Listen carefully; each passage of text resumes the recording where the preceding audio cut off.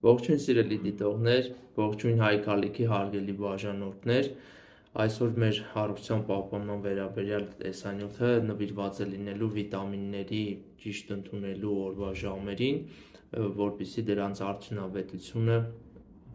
հնարավորինս առավելագույնը լինի մեր օրգանիզմի համար եւ այսպես օրվա որ ժամերին է անհրաժեշտ ընդունել վիտամինները B եւ C վիտամինները, ինչպես նաեւ օմեգա 3 ճարպաթթուների հավելումները ավելի ցանկալի է ընդունել առավոտյան ժամերին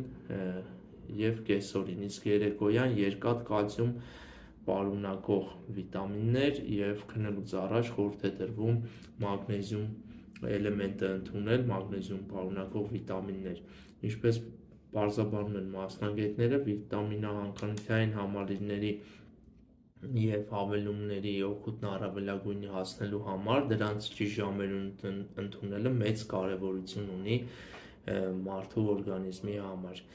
Վիտամին C-ն առավել օգտակար է առավոտյան, քանի որ նա առուգասնող օրգանիզմը հատկություն ունի եւ երեկոյան ժամերին այն ընդունելը կարող է մեր քնելու գործընթացը խաթարել։ Ուստի ճիշտ է վիտամին C պարունակող վիտամինները ընդունել առավոտյան ժամերին, որպեսզի բարձրանա մեր էներգիայի մակարդակն ու արտադրողականությունը աշխատանքի օրվա ընթացքում։ B խմբի վիտամինները խորհուրդ է տրվում նույնպես ընդունել առավոտյան, ենթադրվում է, որ դրանք ախորժակի բարելավման են նպաստում եւ աշխատունակության բարձրացման։ Օմեգա 3 ճարպաթթուները դրանք ձկան յուղ պարունակող ճարպաթթուներ են, ընդունման համար լավագույն պահը ճաշելու ժամանակ է կեսօրին եւ այս հավելումը սննդի հետ բարելավում է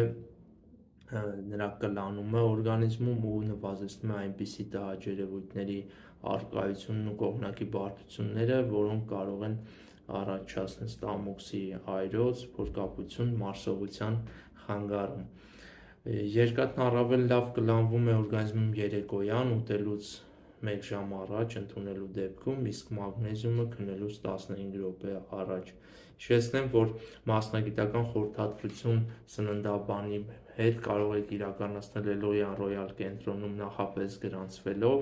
որի համար նշված